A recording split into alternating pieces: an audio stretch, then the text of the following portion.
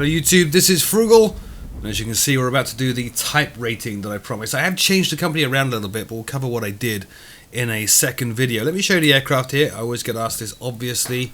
Hang on, let me just accept all this. So, welcome to the test flight, takeoff, follow the prompts, great, whatever. So, get rid of that. Go away. Okay, so this is the aircraft, of course. The Real Air Simulations Turbine Duke version 2. It is a work of art, as you can see.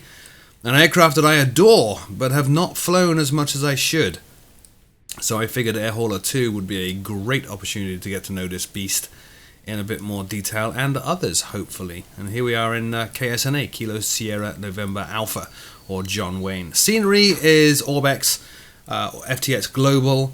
That's about it. I'm using stock scenery for the airport. Weather obviously is Active Sky next. Weather textures and ground textures are Rex 4 Texture Direct. I'm using EasyDock to change my views. And today I will be flying with a Yoko the Yoke and a GoFlight TQ6 throttle quadrant, and of course my MFG crosswinds. So now we got all the housekeeping out of the way. Let's go ahead and start this puppy up. I'm not going to do things completely by the book. Okay, the focus here is really on the type rating itself and trying to get that out of the way, but I will be somewhat by the book. By the way, I'm recording on the 4th of July, so if you do hear loud explosions in the background, that would be why.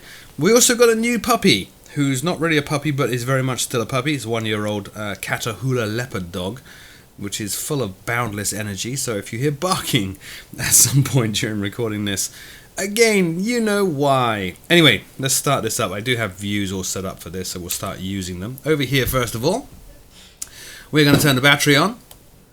And then we're going to go pump 1 over here, switch ignition on the right hand engine, and then starter on. And we'll always on up. Once we hit 12%, we'll move the condition lever up. There. That will introduce some fuel. Yeah, condition lever's in a good spot there, good.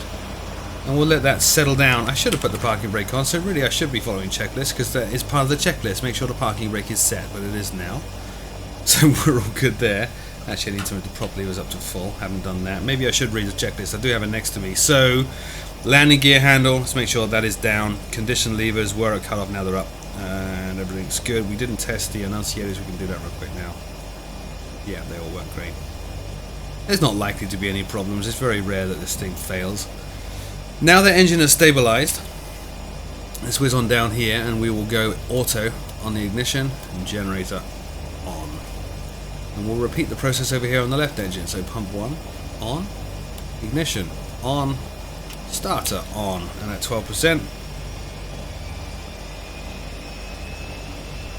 There we go. Move the condition lever up. Now, I've no idea what the type rating involves. I don't know whether it's just a circuit or what. I have a feeling it's following directions. You know, go here, do this, do that. Hopefully it's not too tricky. Being a type rating, I will refrain from using the autopilot, but I might set it up just in case. It's not bad practice to set that autopilot up, just in case things get hectic and you do need it for some reason. Okay, so the engine is stabilized. So back down here, ignition to auto, generator on, which it is. I should have put the beacon on already. I will turn that on now, and I will turn the nav lights on. We will turn the inverter where it should be, and avionics master can now go on. We'll power up all the avionics stacks. I'm using the Flight 1 GTN 650, of course, which I am a big fan of.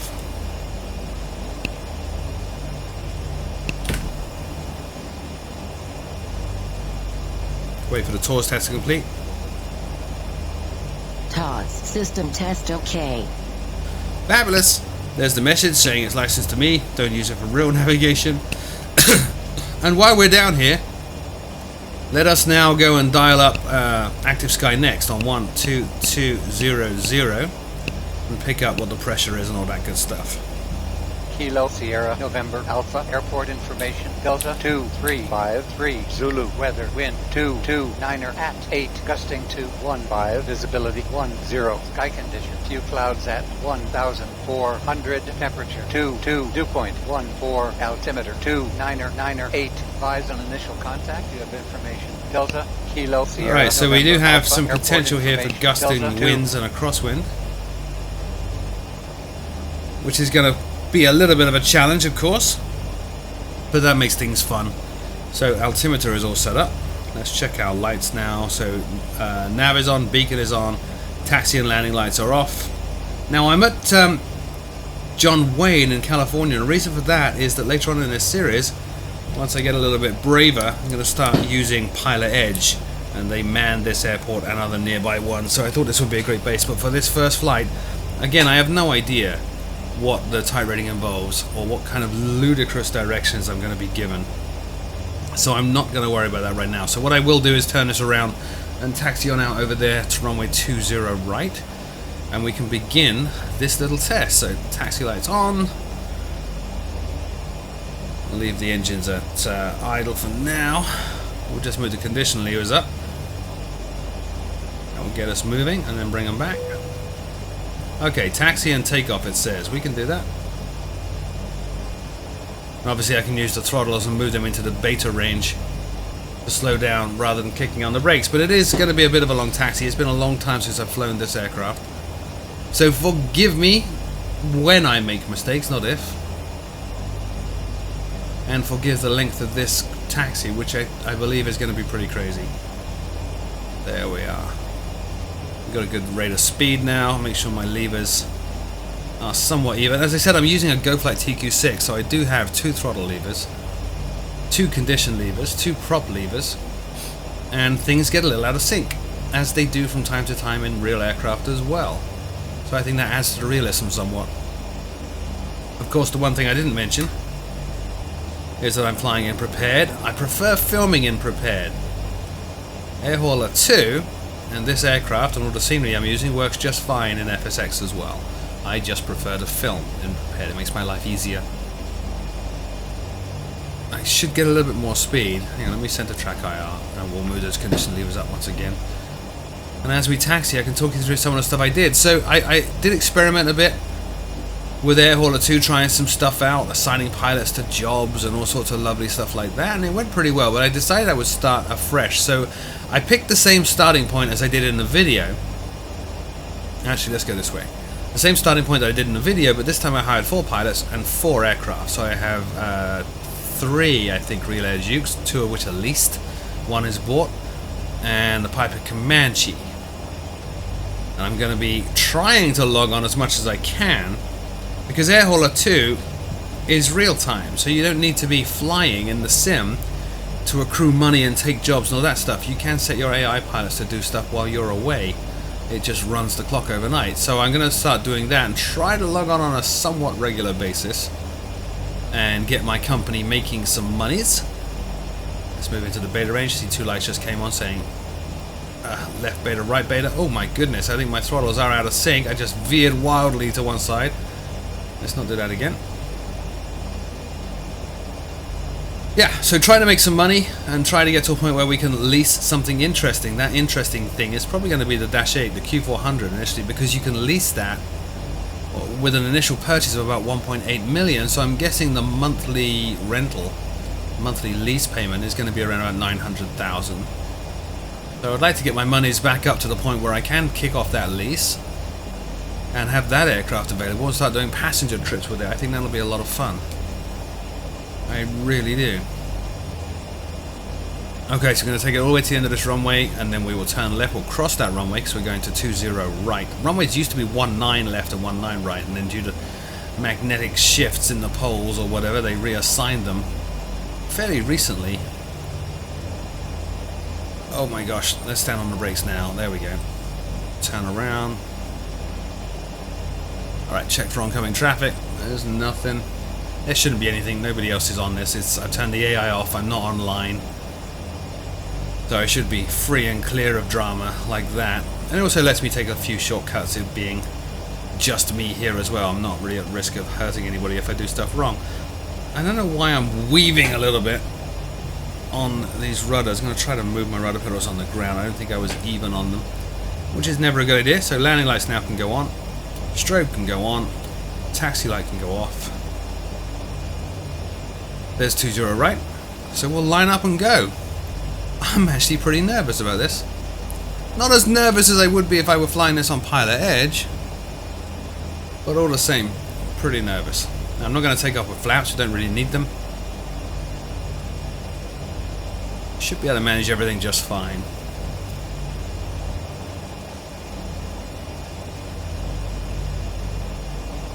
We'll line up here. Now, I did say about setting the autopilot. I should have done that beforehand, but I'll do that right now and show you what I mean by that. So, I'm going to set an altitude hold. I'm going to guess about 3,000, 2,500, 3,000. We'll say 2.5. There. Arm it. Set the vertical speed at about 2,000 feet per minute. We are in the turbine Duke. Whoops, I did that horribly wrong. There we go. Vertical speed is going to be climbing about 2,000 feet per minute. And we will be in heading hold as well. Which means, of course, I need to set my heading. So we'll set this to runway heading initially, which is just right of where we're currently pointing. There. So if I need the autopilot, it is now all set up and available to me. And we're good. So I'm going to increase power. Try not to move it into the red. It is the turbine Duke. There is a turbo lag when applying power that you need to compensate for. And obviously massive amounts of torque from those huge propellers either side of this beautiful aircraft. Real Air makes some amazing aircraft. They're a very small company based in East Sussex, actually very close to where I used to live in East Sussex. But I highly recommend them. Right, a little bit too fast. We're supposed to have rotated about 90, but here we are up in the air now. Positive brake, gear up. I'm going to pull back on the power a little bit. Climb to 5,160 feet. Alright, let's say 5,200 then. Oh my gosh, look at that climb. So we'll bring the nose down, trim it down. Again, been a while since I've flown this, so we'll bring the props back to about 2,000. Makes for a quieter climb. There. 5,200 feet, huh? Well, I have a handy altimeter right here. Oops. Which I could pop out.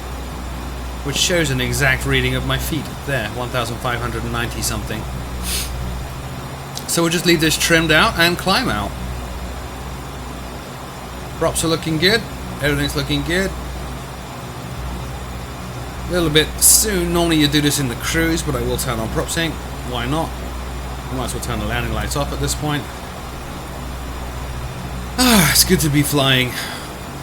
Hopefully you've all had a great 4th of July weekend, those of you in America.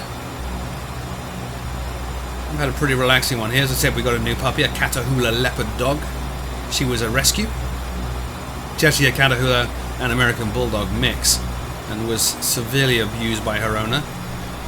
And one of my dogs, you remember I have 2 dogs, Macintosh, both Cavalier King Charles Spaniels. Well, they're both 14 years old, which is a little bit beyond the lifespan of those dogs, and one of them passed. That would be Tosh. He passed recently, so we thought, you know what? Let's go and get another dog, but let's rescue one. And so we did, and she is a bundle of energy. I call her a missile with teeth. She's nuts. So it's been a bit of a challenge keeping her occupied, and also trying to find how to record with her around, because she can get pretty loud and whiny. She requires a lot of exercise and a lot of attention. But I think we're doing alright. She's starting to settle in. It's been 3 days now. She's beginning to settle in and adopt us as her family, which is awesome. Okay, 4,600 feet. Looking for 5,200. Alright, what it's going to do after that, I guess we shall see. I'm flying this all manually. I should have started this up, which I will. I'll dial this up right now, actually. 5,200. And we'll start leveling off now. There. Gentle. A little bit too early. We're starting to descend. Going to bring the power back. We don't want to overspeed. Not in the beta range yet. There's 5,160-ish. Oh, perfect. I don't have to be perfect. So fly now to a heading of 105 and the same altitude. 105, huh? Let's just peer down here and we'll set that up there. So that's 100, 10, come on. It's going to be about there. And try to hold 5,200 feet. So a little bit under on the altitude. We'll need to climb up again. Putting in some left rudder there as we turn. Oh, look at that beautiful scenery. That's the other thing, by the way. I'm actually recording this in 4K. As I said in my news show where I covered Flight Sim Con, I used a sim with a 4K monitor for the first time and fell in love with it. And so I did take the plunge actually and went and got myself a 4K monitor, and I am adoring it. It is beautiful. Bit of a strain on the machine, rendering that kind of resolution. The machine is already strained by virtue of flying a sim. Oh, perfect, look at that. But absolutely adoring it. 263, 4560. 263 degrees. Okay. It's going to be around there. Ah, it's so hard to judge that. And 4560, so we'll come off the power. We'll start our right turn now. And as we come off the power, that will obviously cause a descent. Initiate a descent. I'm not supposed to bank more than 45 degrees. So just trying to get it over to 30 degrees and coordinate it. And reduce power a little bit too much, I think. If we can fix that. It's tricky with this TQ6 because I don't have detents set up, or where the beta range is, so I'm kind of having to guess when I'm getting close to beta, which is not ideal. Alright, so we're just still descending nicely. We'll trim a little bit down again. We want 263 degrees, currently at 223 according to the GPS. And 4560, so 4,600 feet is going to do that. Oh, don't go too far, 263 degrees. There. And we'll bring this on down to 4,600 feet and try to hold this heading as much as we can. I don't know why on your videos I say we, by the way, it's not me. You're not technically here. Turn is a heading of 011, 3,260 feet. Okay. Follow the leader. 011 is, I guess, about there. Okay.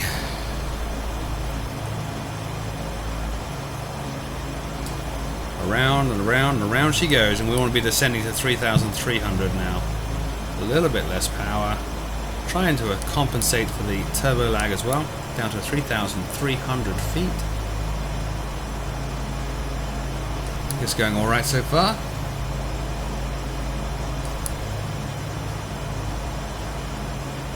Coming up on the heading of 011. We'll start rolling out a little bit early, of course.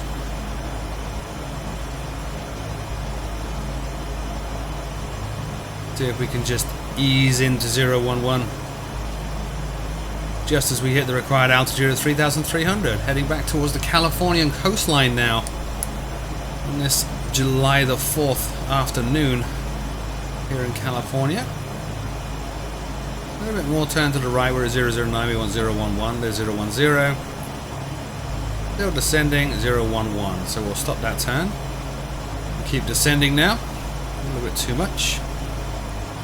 And there is John Wayne ahead of us, look, right there. That's handy, isn't it? I wonder if they planned that.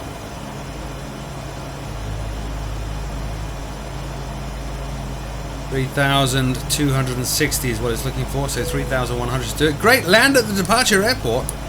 And an okay landing or better will do. Alright, so we'll descend on down to about 2,500. And I will use this and we'll do a direct to, just to make sure we're not lost. KSNA works for me. Activate. 017 degrees. So that is the correct airport. And you know what? I don't know if we're going to take a left pattern or a right pattern. We'll take a left-hand pattern. I'm not sure if that's correct. I feel like it's not, actually. So I'm going to take a right-hand pattern. Because we took off on the right-hand runway, a right-hand pattern makes sense. To me, I don't know what the correct pattern would be, but it makes sense to me because if you took off on that right runway and did a left pattern, on your climb out you would cross over aircraft taking off from the other side. But then again, I don't know. You know what, let's go for a right-hand pattern because that's what you train on Pilot Edge. There's 2,500. We'll just ease up on this descent a little bit and we'll take it on down to a pattern altitude of about 1,500. Get in the pattern and hopefully land without incident on runway 20 right. And I think we should have passed. I mean, so far, by all accounts, everything has gone swimmingly well. We will see.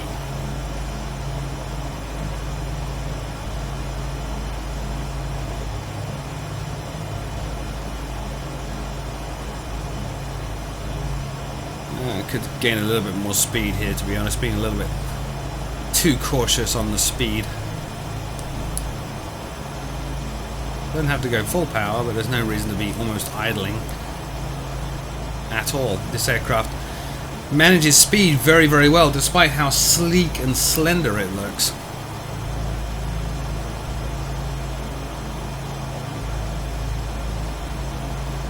Alright, so we're coming down to 2,000 now. And I pressed the wrong button. Seems like a good opportunity, doesn't it, to pop outside and show you the aircraft, actually, so let's do that. There she is, in flight. Utterly beautiful aircraft. Didn't like it initially when I first flew it. Didn't like the look of it. It's one of those aircraft that grows on you very, very quickly. So nimble, so agile. Coming on 1,800 feet.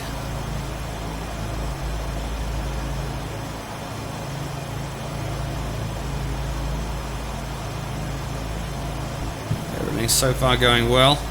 Take it down to 1,500. And we'll just keep on descending down to 1,000. That should position us very well for the pattern. There's the wind that we were warned about kicking in. Can feel those little breeze, those little gusts hitting the aircraft. Excellent flight modeling in Real Air Simulations aircraft, so that's a bonus. There we go, nice gentle descent passing 1,500. We'll keep on going down to 1,000. And then slow a little bit more, put the approach flaps out, turn and land. Another reason to be using Track IR, of course, is it's very easy to get a visual reference as to what's going on without having to press awkward view buttons. I started to climb a little bit there, so I'm going to bring the power back. Get the speed needle into the white arc, which will let me extend some flaps. Only 2 stages of flaps on this, approach and that's it, approach and land. But despite simple little things like that, it's actually a very complex aircraft to fly and a bit of a handful.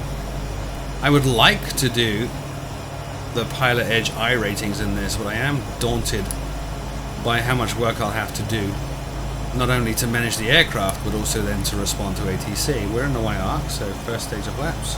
Come on.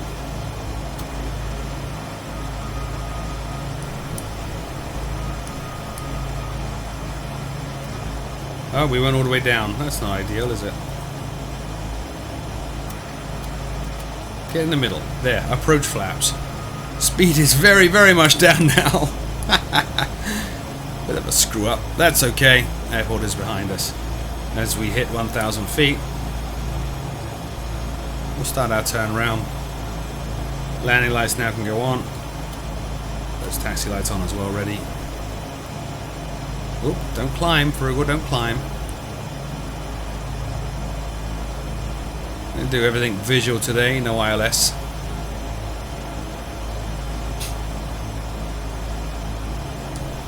I can't afford to ease up on this rate of descent. It's 1,000 feet per minute rate of descent right now, which is too much, because we are now under the glide path.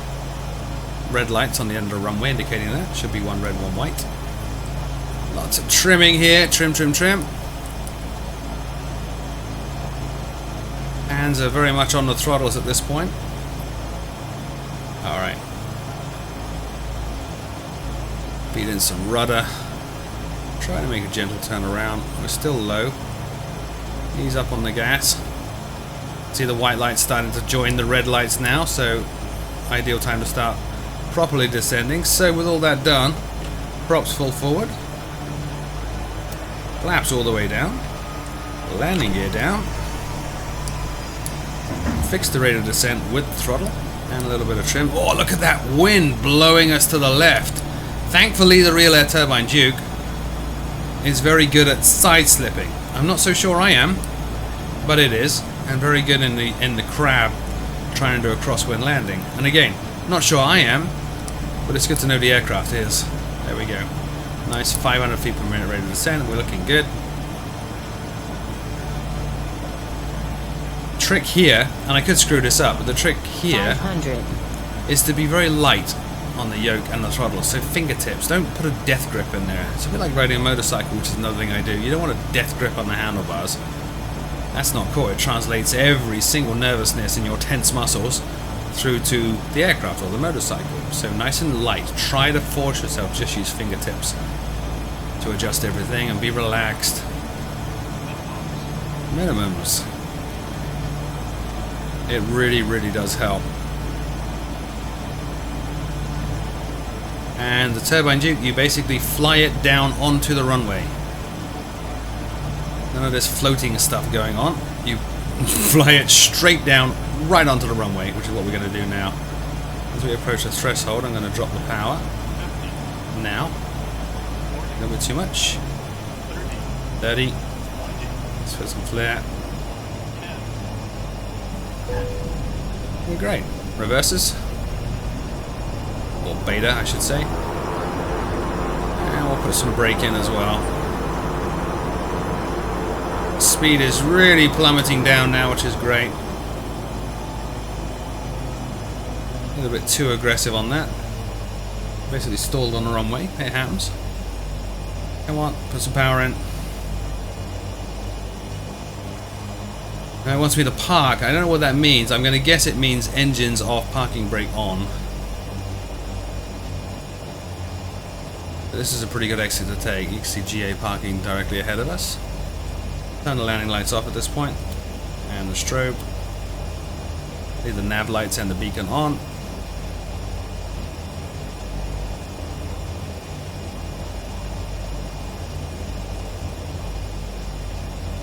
And let's go park over there in front of that hangar, I think. Or even just here. Doesn't really matter. Right, back into the beta range now.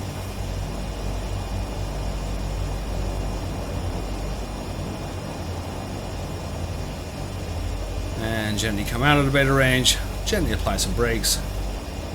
Okay, parking brake on. Right engine.